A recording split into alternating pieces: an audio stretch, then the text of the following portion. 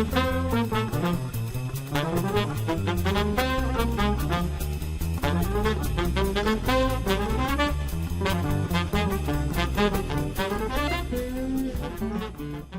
to Business Brains and the Bottom Line. My name is Paul Delegro, your host, and my guest today is Paul Carafotes, who is an actor, a director, and an author as well. Welcome to the show, Paul.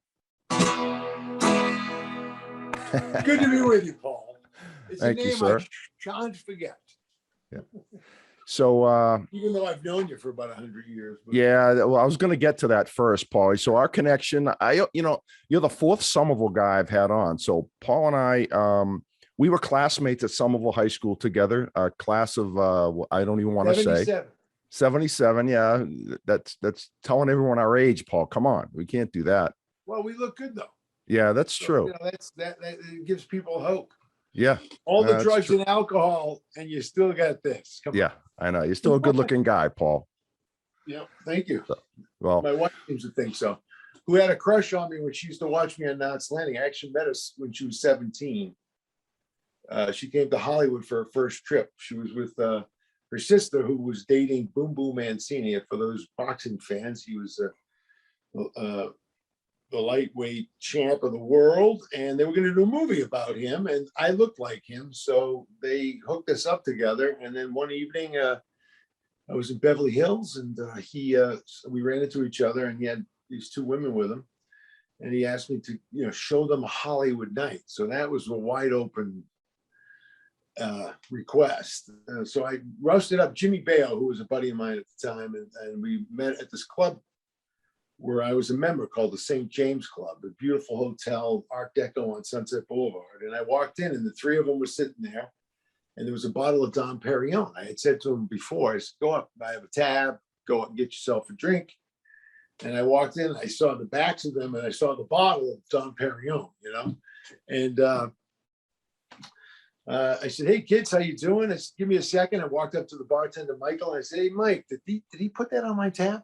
He said, he most certainly did. I said, my son of a bitch. So I went back, I sat down, we hit it off. Jimmy showed up, and suddenly Boom Boom became like the third, fourth wheel. Her sister hit it off with Jimmy, and I liked her, but I found she was 17. So I gave her a little kiss on the forehead and put her in the car. She gave me her phone number, and it was like a 619 area code or something from Ohio. She's from Youngstown. And I threw it away. And about 10 years later, I was doing a commercial, and this little cute brunette came up to me and said, do you remember me? I met you at the St. James Club. I said, oh, yeah. I said, why don't you come in my trailer? We'll have a little conversation about that. You can't get away with that stuff now, kids. So she came into my trailer, and she was, I think she had a boyfriend or whatever. So she saw right away, and she freaked out and left. That was now, like we met in 88 or something. That was in 98. And then I was coming out of a movie theater about 5 years ago, and I got a message on Facebook, and I looked at the message, and it was saying, do you remember a night at the St. James Club with Boom Boom Mancini? And I said, I most certainly did. I said, send a picture. She sent the picture along, and then I married her about a year later. There you go. So it was 30 years in the making. She tells the story, and her shoes came off, and she was all excited, and they were arguing, the sisters over the shoes, and Paul Carafotes, and it was all this hoop-de-doo about it all. But I guess when things are meant to be, they're meant to be. So it all worked out. Congratulations. Yes, my father said you keep doing it till you get it right. So that's right. Keep trying it. Yeah, you've well, we'll get into the lifestyle of Hollywood in a little bit here, but what I wanted to start is, you've had a 40-year career in Hollywood. Pretty, you've had a solid 40, carved out a nice career for yourself. But I want to talk about how it started. I'll tell you my perspective of it. Okay. We graduated high school, and I was in college. Right. And I'm in college, probably, I don't know, late 70s, early 80s, whatever that Headin for Broadway movie come out, your first movie. That came out May 23rd, 1980. Okay. Just turned 21. Yeah. So I remember someone, one of our Somerville guys says to me, hey, man, you hear Carafotes is in a movie? I'm like, well, I didn't know he was an actor. And they said, yeah, some movie Headin for Broadway. He plays a dancer. And I'm like, well, I didn't know he could dance either. And so tell us about, nobody did. Yeah. So tell us about that journey from you graduated high school and you immediately say, I'm going to go act. Well, I didn't know what I was going to do. I come from a very didactic family. My mother, of course, was the music teacher at the high That's school. correct. Yep. They dedicated the music room to her. And she was a very, like I said, didactic. We all played instruments and we were always in plays. And so it came to senior year and there was the senior production of Some Like It Hot was a musical, Sugar. And I got the Tony Curtis role in that. And halfway through the production, Kenny Lonergan, who was the choreographer of that show, so I guess I had, I could move. So he came up to me and he said, Paul, you have talent, you're good looking, you should try to go to New York and be an actor. Now, this was like as a child, my dream. I wanted to be in the movies. I really wanted to be a Beatle, but there was no room in the band for me. So and I was left-handed, and my name was Paul, and my mother's name was Mary, and so was McCartney's mother's. So when I finally met McCartney years later, I told him all these things, like I was so excited to meet him, but I digress. Anyway, so he had said that to me, and it was like the light bulb came on, like somebody else sees something in me. I always had, it was what you need, so all of us kids, if anybody's out there that's, trying to do something with their lives, you need a little push, you need a little bit of inspiration. I didn't know how I was going to get there, what that took. I knew nothing. And I didn't even articulate out loud that this is what I wanted to do, because, we grew up in Somerville, a tough guy, played sports, I played hockey, baseball, all those things. We hung out on corners, we smoked cigarettes, we got into fights. So, but I was never, the true self was, more like I would say, on the sensitive side. But you grow up in that town, you have to create a facade. You got to. Yeah, I mean, I always said anyone from Somerville has a certain level of toughness, even if you weren't a tough guy. Correct. It's just the way it had to be. And I always felt confined and isolated and alone in a lot of ways, because I don't think anybody really understood like what my thoughts were, because I wasn't expressing them, of course. But so how would they know? So it wasn't anybody else's fault but my own, But he had said that to me, and while we were in production of that show, somebody came from MIT that was a student graduating from MIT and was going to put together a short film. And he came up to me after the show and hired me to be the actor in his film. Cool. And I said, wow, that's two things, happening. Now, that was indicating to me that maybe I should try this, because I did not want to go to college. In fact, I always joke, people go, what school did you go to? And I always say, I went to Disco Tech. That's where I went. So these two things were ruminating in my mind, and I got a job working for the city, and I was at Cross Park one Friday afternoon, and an old girlfriend of mine's sister's boyfriend, who I maybe met twice. Okay, this is also an oddity. So this is the three things on the wheel. He showed up at the park, and he just rolled his window down and said, "Hey, Carafotes, you want to go to New York?" Like I said, when? He goes, "Now." And I just said, yes, I do. So what I did was I went and told my boss, I'm going to go to New York. He said, I don't give a fuck. You got a cigar, right? I don't give a shit what you do, but be here Monday morning, 8 a.m. So I left work. It was about 2:00. I went to the bank. I took $500 or something out. And I didn't tell my parents or anybody. I got in the car. I just took a name and address of a family that was Greek, that my mother went to high school with this guy, and they would come and visit us on occasion in the summer, like 3 or 4 different times. Right. And they had a son and a daughter, and they lived in Glen Oaks, Queens. So I knew that my mother, because of education, that there was no way that I was going to go to New York or anywhere if I wasn't going to go to school. So I knew that was a criteria for my mom. The second thing was you had to have a job. So I that, and also a place to live. So I had this phone number and address of this family. We went to New York that weekend, I went down to the Village to HP Studios. I signed up for school. I went down to Park Street. I got a job at a place called Cy Sims, where an educated consumer is out Yeah, there. they have men's clothing, right? Yeah. I remember them. That's funny. Yeah, years. I used to steal a tie every morning when I went to work. I got into fights there. It was a mess. That's a was big insane. surprise. Yeah. And then the last stop on Sunday night was, we found the family in Glen Oaks, Queens, and I knocked on the door, and Madge Chaklis, that was the family, the Chaklis family, opened the door. She opened the door. When she saw me, she smiled at me and she said, "Paul, I always knew you were going to come here." And that was another like fate. Yeah. So I said, "Look, I'm going to come September." This was in August. Okay. So it was only a couple of weeks. I said, "I'm going to move here in about 2.5 weeks.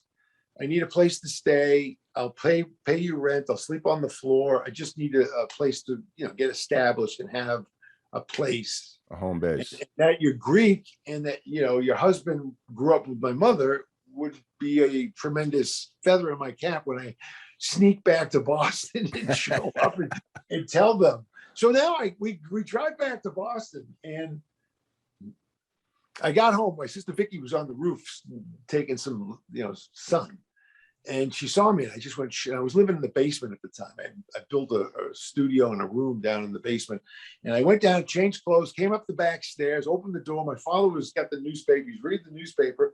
He pulls it down. He sees me, and I'm waiting now for here comes the hammer, And he sees me. He goes, "Hey, there's my son. Hey, you want some eggs?"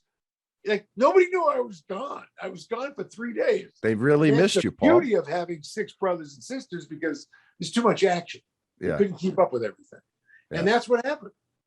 That's how it started. I got to New York, stayed in Queens for 4 months. I finally moved into the city in like February of 78. And I started to go around. I got the pictures and resumes, and I had nothing on my resume. I made stuff up. So that leads me to the next question. How the heck did you get a lead role in a movie as your first movie with no experience? Okay, so another stroke. Life has a certain way of working out if you are putting yourself out there. You know what I mean? You just try. So what happened was this. I had a commercial agent, Jacobson and Wilder, and they would hip pocket me. And then that's a term for the business, meaning they wouldn't sign me, but they would send me out. All right. Yeah. And the feedback was I was really talented, but I was more or less a diamond in the rough. I didn't know, the ins and outs of getting in front of a camera and what to do and those kind of things, technical stuff. So my agent called and she said, "There are 3 acting coaches that you should study with." And they gave me 3 names. And one of the names on that list was Joanna Merlin, who was not only an actress, she was in the original production of Fiddler on the Roof. She's done TV, this and that. She was also a casting director. So the Somerville street boy chose her. Yeah, smart move. Like, I know where this is going. Okay, so I go to her class, and she took a liking to me, and but I ran into some trouble. I lost my job. I was living in New York on my own, paying rent and paying your phone bills and trying to save a little cash. So suddenly I lost my job, and I couldn't afford to go to class. So my phone rang one day, and it was her, and she said, "Well, why aren't you coming to class?" I said, "I lost my job. I can't afford it." She said, same thing Kenny Lonergan said to me. You got talent. You're good looking. You should try this. You don't have to pay. Just come to class. And she then said, "I have something I actually want to speak to you about." So I went to the next class, whatever it was, on a Tuesday. And after class, she gave me a scene to do, and she really liked it. I did something out of a Diary of Anne Frank, where I played Peter, a very, very shy character. And of course, as you know me for a long time, and back then, I was never really shy. So I played this character. She was very impressed with it. She asked me to wait after class. We walked up Broadway together. Now, she lived on the Upper West Side as I did, but I lived in Spanish Harlem on 107th Street in Broadway. She lived on Riverside Drive, in the 80s. And so she had a very nice neighborhood. So we were walking together and she said, do you know that I'm a casting director? And of course I said, no. And she said, well, I am. And I'm casting a movie. There are 4 leads in this. And there's a kid from South Philly that you are perfect for. So I'm going to give you the script. And you're going to go home this weekend and you're going to learn that part of Ralph Morelli as though it's Paul Carafotes. That's another thing. You played Italians all the time and you agree. I made my living as an Italian. Yeah. That's the truth. Yeah. So, well, they say faccia la faccia, right? The face is the same, the Italians, the Greeks. And so I did what she suggested. I went home, learned the part. I had a meeting with Joe Brooks the following Monday morning. I went into his office and he had a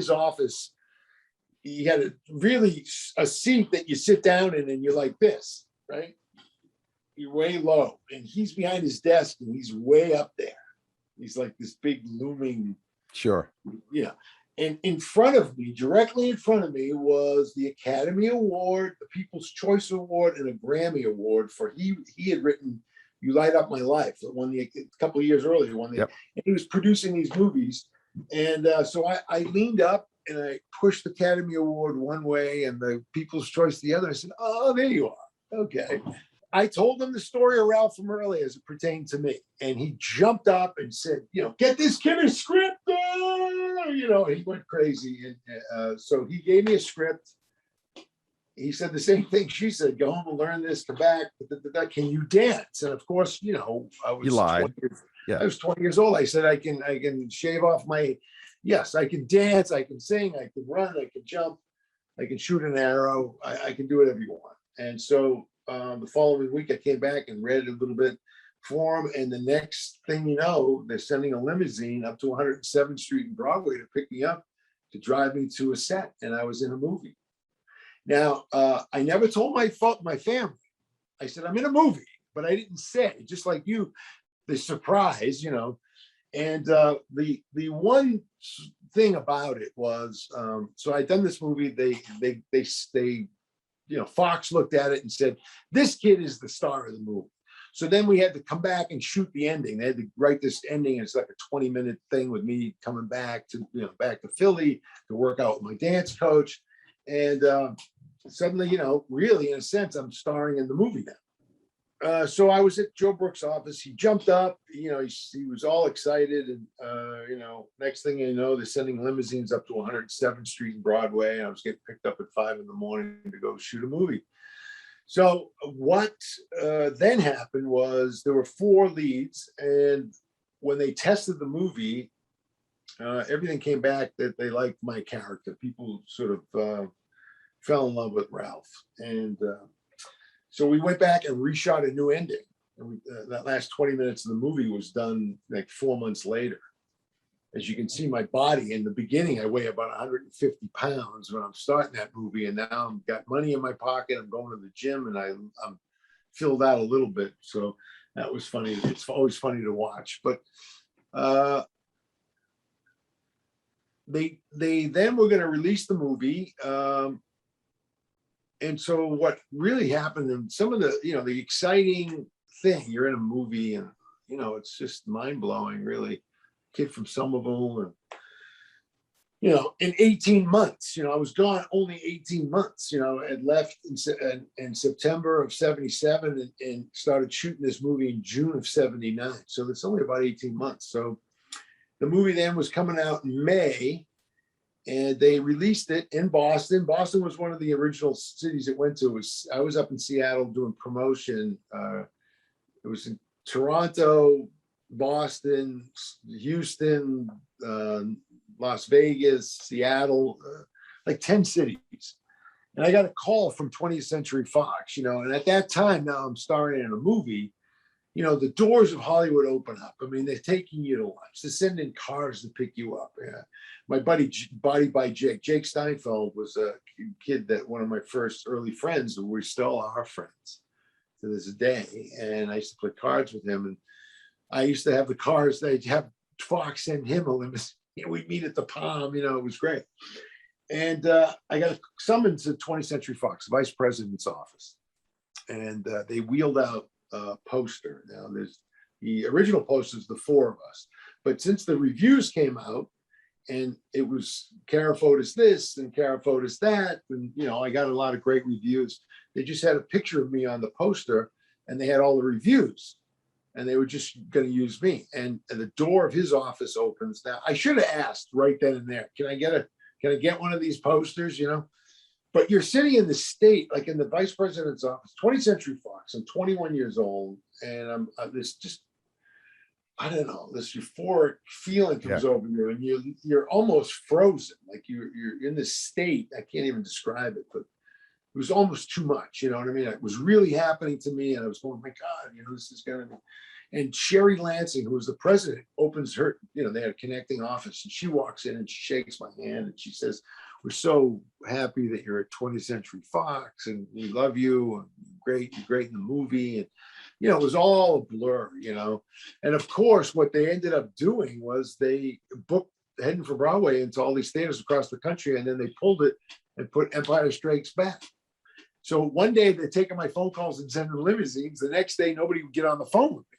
So I got a very big dose of the Hollywood stuff that goes on, the politics. But the one thing that I'll say about Headin for Broadway was it got me in the business. I made a lot, I was making money. It was crazy. I was flying back from Seattle to Boston for the premiere in Boston. And I didn't want my family to know. They didn't know what was coming, right? They didn't understand what was going to happen. They just knew you were in a movie. They didn't know the extent though, right? Exactly. And I was flying back. I had done Good Morning Seattle. I got on a plane at 6:00. It would have got me into Boston at 4 in the afternoon. I would go have a couple of drinks and hang around and then show up at the premiere. I just wanted to be in the theater. I didn't want anybody to know that I was there. I just wanted to come and see the reaction. And the air controller strike, Reagan was president. So they landed the plane in Chicago, flew me to Milwaukee. I ended up getting to Boston at about 11 p.m. I missed the premiere. They lost my luck. It was like the exact, because on the plane now, right? I'm flying in from Seattle. It was the time when people read newspapers. So everybody's reading a newspaper. And on the back page was a big color ad Headin for Broadway. Because it was open in Boston. So I'm on the plane going, I go and take the microphone and go, turn to the back page, everybody. Yes. And they would turn. I said, that is me. I am going home for a premiere, and everybody's clapping on the plane, but we never got there. So that was but I showed up at my parents' house. There was a block party going on. Everybody was having a great time. I showed up. We surrounded the cab. It was like I got to be a Beatle a few times in my life, not like the Beatles, but I had those people grabbing you and surrounding you and screaming, and it was a lot of fun. It was a lot of fun. So that's the story of Headin for Broadway. Yeah, got you in the business, and I'm looking at your kind of your bio of movies. So after that, you were in a movie with Demi Moore, Choices. You were in a movie. I cast her in that, Choices. She was my choice to play the girlfriend in that. Yeah, and we'll get to her a little bit later. We'll save that one for a little bit later on her. But there's some stories, so stay tuned, everybody, because that's right. That's juicy. That's the hook. But so you were in a movie, All the Right Moves, with Tom Cruise. That was a good movie. There was Leah Thompson was in that movie. Who's the coach? T. Nelson. Yep. And tell us a little bit about that movie. I think you had told me you were originally cast for the lead role in that. What happened? What happened with that? I was never cast. I went in for a meeting and met the producers and the director, Michael Chapman. And it was one of those meetings that, you couldn't have asked for, everything I said. I'm laughing. It was charm. They didn't have me read anything. It was just a meeting.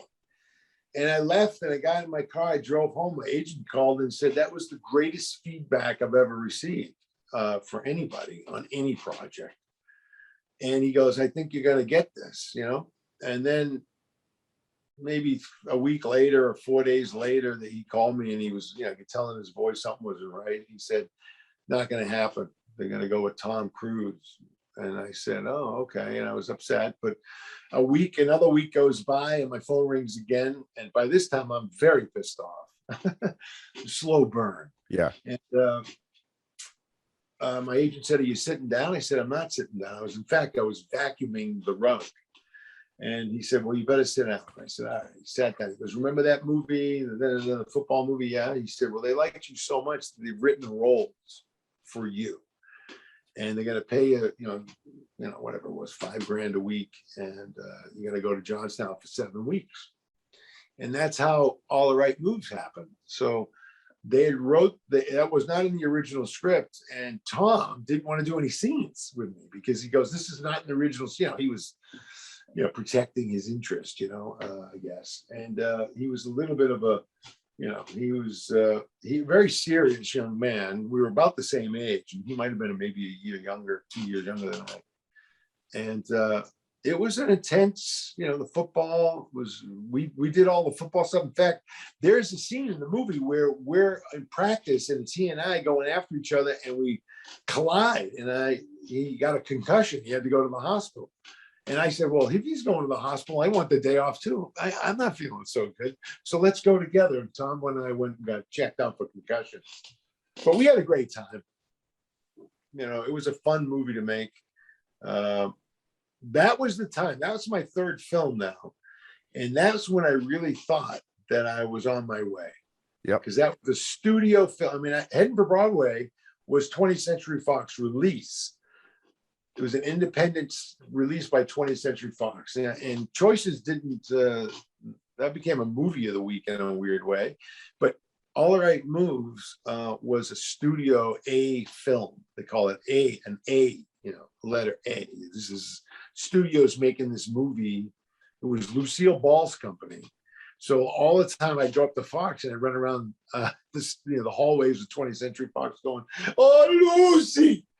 Her husband was on set, Gary Morton, who was a comedian. That was who she was married to at the time, and he was running the company. And he took a shine to me. In fact, he tried to get me in a couple other pictures. He was very good to me, and I will always appreciate that. So was Michael Chapman, and the producers, the director. I mean, that was a movie. They made me feel great. They really wanted me to play that role, and it didn't work out, but Tom did a hell of a job. And this is the business, I mean, he had Risky Business on the come. He was coming out with Risky Business. So business wise, I understand what they did, I mean, I get it. That's just the way, that's just economics, people.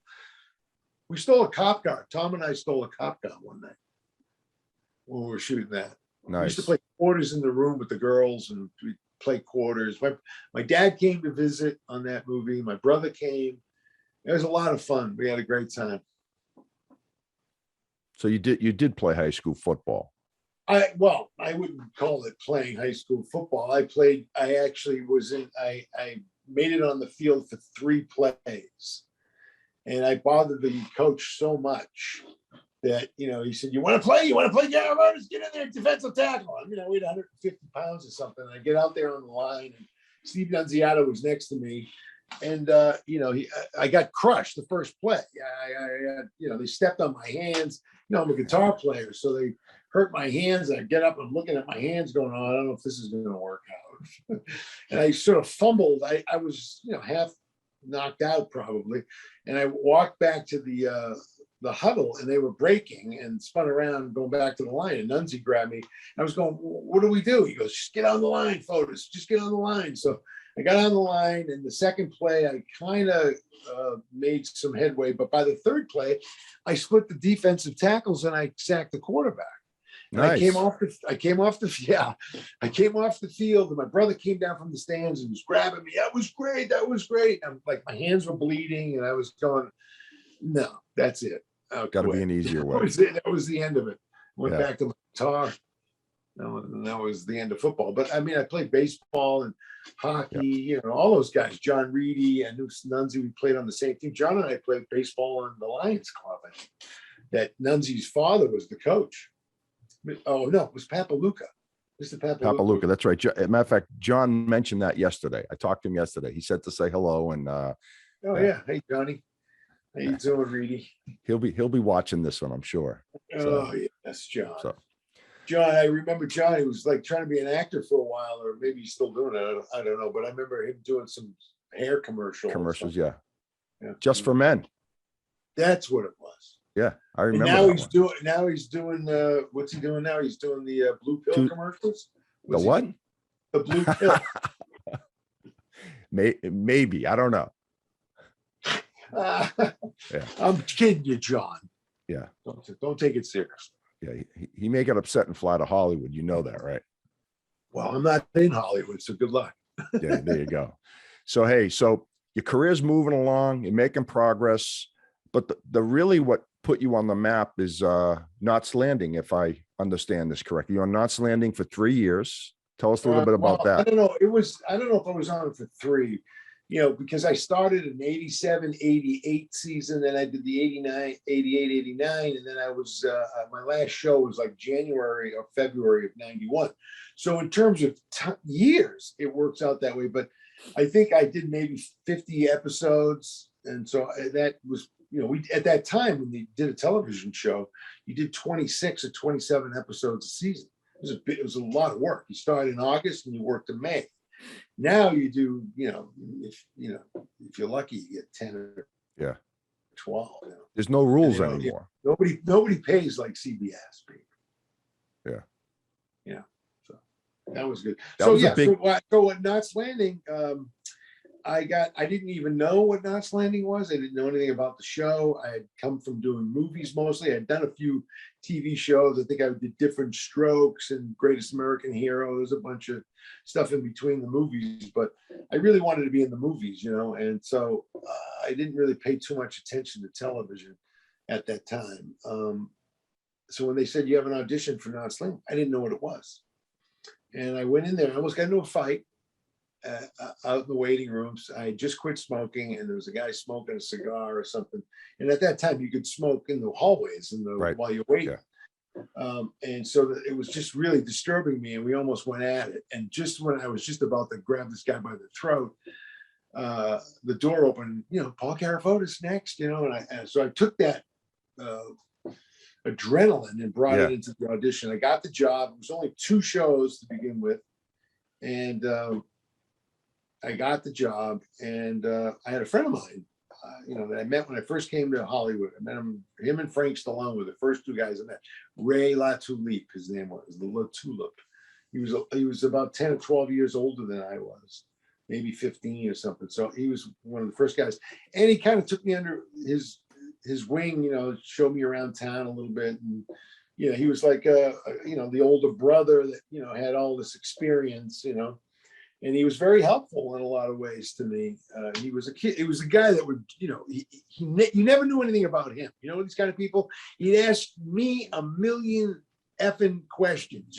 He knew stuff about me that, and I didn't know too much about this guy. In fact, when my father came to visit one time, after he spent a day with Ray, I'll never forget this. we were driving up to my place at the beach, and my father said, "Hey, Ray, you're a good fella. Do you carry aspirins with you?" And Ray says, "No." He said, "Why?" He said, "Because when you're done talking to people, give them a couple of aspirin." Father was a comedian too. He was funny. My father was the best. That's great. Anyway, so Ray was the one who said, "When this show comes on the air, get ready." And I was in a movie with Tom Cruise. I did the star in this. I did that with Demi Moore. He said, No. Watch. And when that was, it was such an immediate impact from doing that show, like the tube of success and fame and all those things that go with it. Now people would recognize me from Headin for Broadway, All the Right Moves, but nothing like what happened when Knots Landing. It really was a great time in my life. Yeah. A lot of fun that went along with that. I mean, anywhere I went, anywhere in the world, I was in St. Paul's Cathedral in London, to give you an example. And I'm up in the balcony and I'm hearing all this screaming stuff, like a Beatles show. And there's a sermon going on, and I look down and there's maybe 25 French students, French girls. And they're looking up at me and they're going, "Monsieur Headin, And they're screaming. And I was like, hey, take it easy. I had to go down and take them outside the church because they were flipping out. Like I was embarrassed, in the church, But what was happening. Cars stopping, football players, famous, it was the first time now other famous people I was shocked at how many people watched the show. Now you got to remember, this is like in the late 80s, right? And it was only 3 networks. And, we were like maybe in the top 20 in the ratings, but that meant we got over 20 million, between 17 million and 22 million people a week watch that show. Yeah. I mean, lucky now, if you look at the ratings, if you get 2.5 million people, like 4 million people, it's a hit. This is a lot more choices now than there used to be. Yeah. So that was really interesting. And Ray, my friend I was telling you about with the aspirin, Ray, I was doing a scene. It was the beginning of the following season. So I had done like 11 shows. And I got this script, and it says that Harold's eating eggs and talking. And I had we had Mac McKenzie, Kevin Dobson, who played Mac McKenzie, was a great guy, and we got along fantastic and had a lot of great laughs on that set. And he took a shine to me, as they all did. I was very lucky because it's a very odd place, Hollywood. You know what I mean? You got to fit in. They got to like you. They got to and a lot of times you can come on stuff and you can feel the vibe. I got fired off of Facts of Life while we were rehearsing because the girl playing Joe just didn't think I was cute enough for her, or I don't know what it was, but I got fired off that show. So it's a very precarious place. You have to find your way, and people have to like you, and you just don't know what's coming. A lot of backbiting, I'm sure, going on there. So that was devastating, though, to be fired. That was weird. Yeah. And anyway, so Knots Landing. So the good times. Let's go on with the good times, Paul. So Knots Landing. So Ray, I was working on the lines of the script, and he says, "Why don't you take the eggs out of your mouth and throw the eggs at him?" And I thought, what a great bit, And Kevin, because Kevin's one of the big stars of the show. There was 6 of them. It was Michelle, Donna, and they were all fantastic to me. And Bill Devane, it was Michelle Lee. I had a great time. It was so much fun. And it's always great to be working, but I was making a lot of money now, and I was working on the show, and it, it was successful. Nothing like it, the sweet smell of success. So I went to the set, and we were rehearsing the scene, and I said, "Hey, listen, I got an idea." Because I used to say to Kevin all the time, every scene I was in, I was always trying to, change it, make it better, do this, do that. I would give him, and he was always open. That was a great thing. He was a really generous actor, Kevin. Brad Pitt's a similar guy, like very, very generous. Jimmy Gandolfini. There's a Joe Mantegna. There's a few guys that you come up with stuff, and they were happy. It wasn't competitive. They listened to what you had to say. And Kevin was one of those guys. And he I told him, I said, "I'm going to take apple. It says eggs in the script, but I get an apple. I use the apple." And he loved it. He said, "Yeah." And so I did this scene where it's a very intense scene. It's one of my favorite scenes on the show, and that's how I got my contract. David Jacobs, the creator of the show, I remember driving up on my Corvette. I had a 59 Corvette at the time.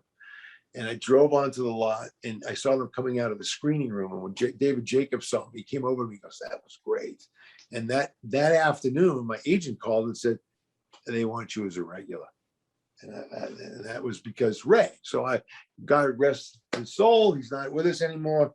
But he was, he was, again, say yes and anything's possible. When you say no, that's Charlie Bubbles, my books, my children's books. It's one of the mottos for Charlie is to say yes. Because if you say yes, anything can happen. If you say no, nothing. So that kind of leads me to my next question, Paul. You had told me in the past that, after Knots Landing, you were getting a little cocky, right? Things were going really well. And you said no to a lot of things. Speaking of kind of just what you just said, you probably have some regrets about that going back, right? Chris McDonald, I had my own radio show called Carafotes 12 about 10 years ago. And I went around interviewing, all my celebrity friends, right? And they were very kind to give me the time and do it because I'm a bit of a pain in the ass. So I was interviewing Chris Mcdonald, who those of you who know who he is, or if you don't, he was in Thelma and Louise, played Louise's husband. He was the Shooter McGavin. Yep.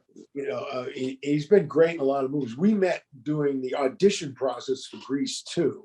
And it was a 3-week grueling audition. You had to sing, dance, they had us down there. And the director came to me and wanted me, I wanted to play the sort of small, funny, the role actually he got, Goose, I think it was. I wanted that role because I wanted to be like the clown. I wanted a chance to goof off a little bit, not have the weight of starring in something, and you can, and that was Grease, and it was Grease 2 and Travolta, so it was a big deal, Paramount Pictures.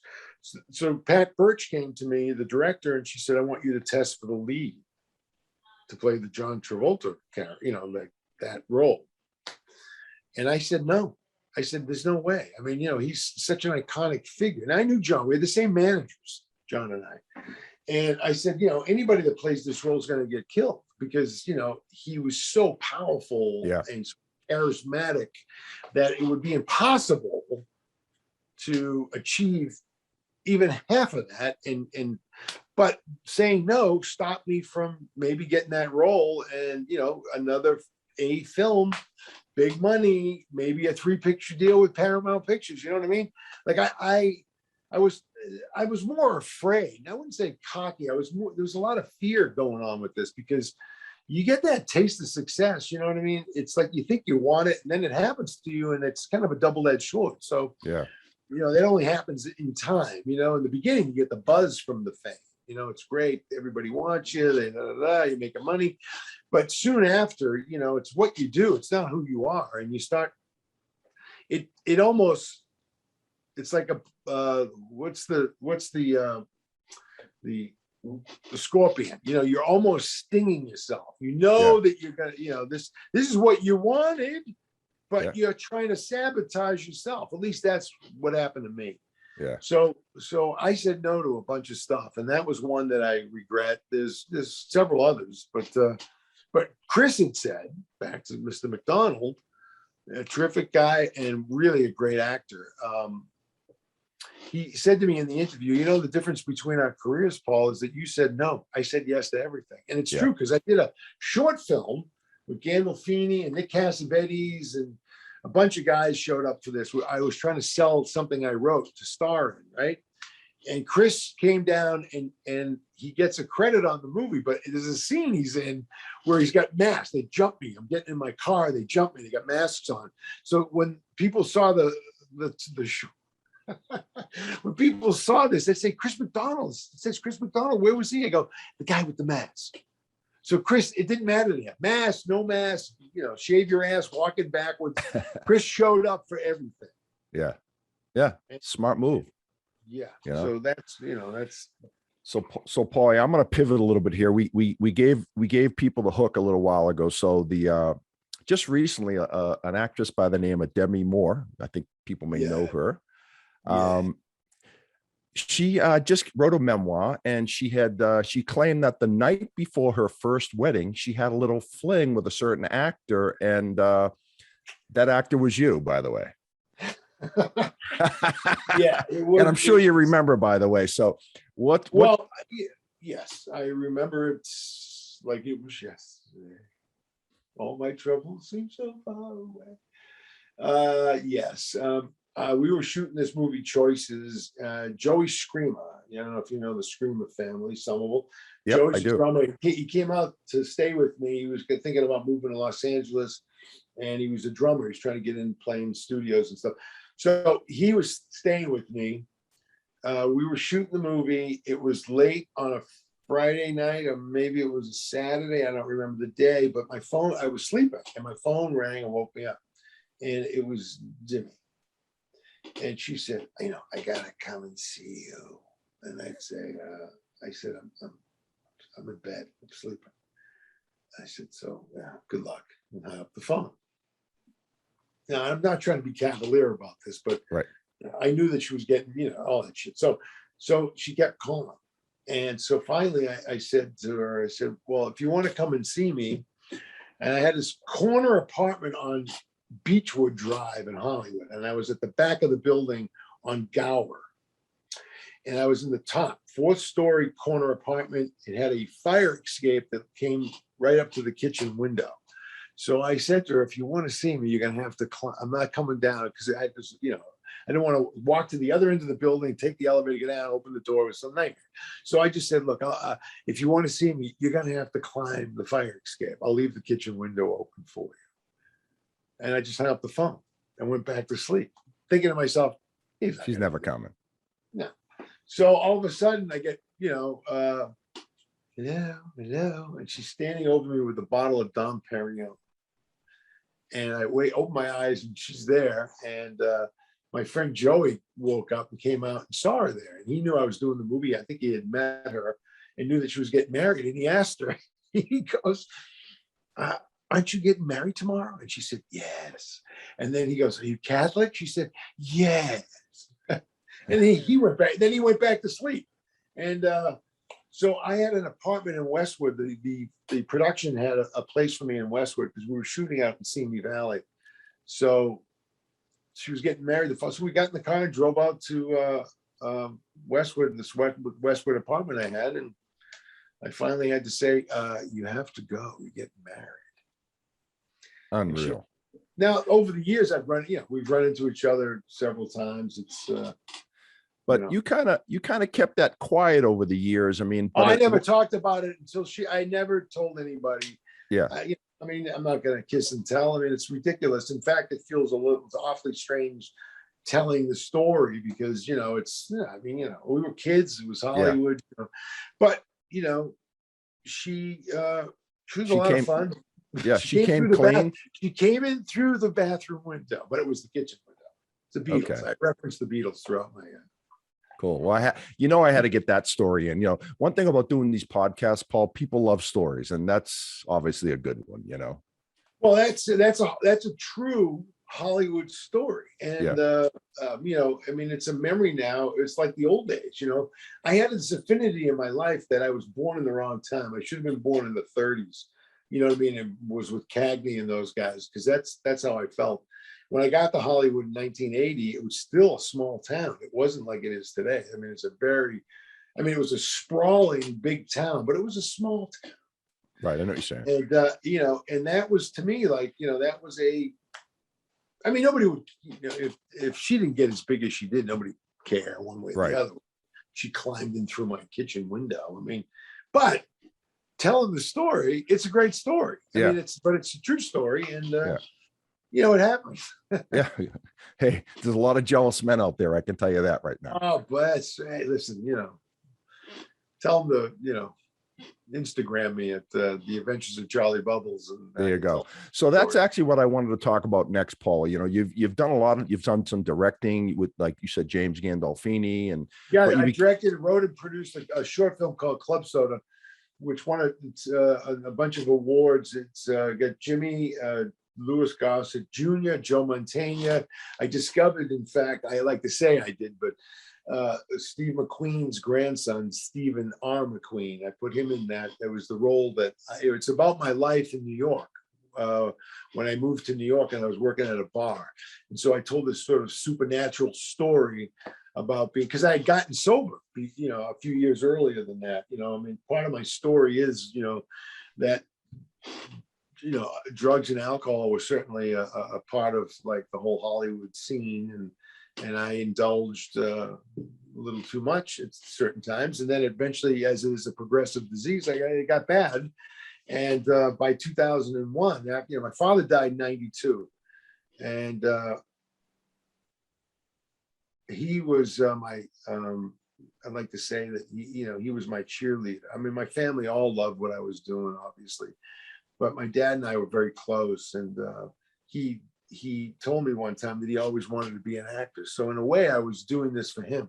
Yeah, and he passed away in my arms in 92, and it was a very, very difficult time for me. And I lost my anchor. I lost my way. And that's accelerated the drugs and the drinking, you know. And I had to do another 10 years of research before I finally said, you know, it's time to grow up, put these things away. I want to be a father. I want to be a better guy. I thought I wanted my career back, but basically what I really wanted, because as a small child, I could never sleep. My brain never shut down. I was a very active mind, probably obsessive. And, you know, that's what I wanted. I wanted peace and serenity. You know, I wasn't really a career because, you know, I could have got involved with, you know, I could have done things differently, but basically I was chasing that now. I really wanted that. So I did work and I still work. I was in Mank this year at 10 Academy Award nominations, 42 years in the business, finally in a movie that won a couple of Academy Awards, you know. Very congratulations. And, you know, that's the great David Fincher, who I've been working off and on from 1987. You know, I was in Fight Club. You know, he's got me in a bunch of, there's a great video with The Outfield that I'm in, you know, that he directed. And he's directed me a few times with Brad and some international commercials with Brad Pitt, you know. So I've been, you know, listen, I've had a tremendous ride career. It's still going. I'm gonna do a pilot pretty soon. You know, I've got another movie that I'm doing. So this stuff's still going on. But the best part of it is I'm coming up on 19 years sober. Yeah. And congratulations, by the way. Yeah. And I have a wife and 2 kids, and they've never seen me drunk. And I'm able to be of service to those around me, and especially my family. And I'm so grateful. Yeah, it sounds like you're in a good place in your life right now. I am. Yeah. I am. So, I'm happy. Well, and so that kind of leads me into the books with the Charlie Bubbles. I mean, that's a good cause, something you really. Bubbles books, kids. Look at that. Charlie Bubbles, the Fenway. Yep. You know, can I tell this story? You sure can. So, you know, I've been in a lot of movies and television, right? I had gone to many baseball games at Fenway Park. And nobody ever brought me down into the dugout, and never, you know, I mean, you know, I was hanging out with Cam Neely for a little while, you know, during that whole craziness. In fact, I've given a lot of books to the Cam Neely, you know, his foundation, and he's got a cancer thing going on over there. You know, but anyway, so I lost my train of thought. I wanted to say that, I wrote this book. You know, my son was born, and I came up with this idea. His name was Charlie, after my dad, and you know, he loved bubbles. And I started to imagine what it would be like, because I was reading all these books to him. You know, his mother went back to work relatively quickly, and so I took him to auditions. He's in a movie with me. You know, we've had a beautiful relationship, and he's quite a little baseball player, and he loves the Red Sox. He loves baseball. He just started high school. He's playing with the high school team now, but he was a little baby, and I blow these bubbles, and I came up with this idea. I read books to him, and I say, you know, these are boring for parents. You know, there's some really great children's books, I Love You Forever and Winnie the Pooh. And, you know, there's a lot of great stuff out there, you know, all the Dr. Zeus stuff, which, you know, I mean, it's great stuff. Anyway, so I had this idea to write this book. So I started writing this book. You blow a big enough bubble to get in and transport him and take him. What kind of kid would he be? You know, so it was helpful and loving and kind. And that's what my sons turned out to be.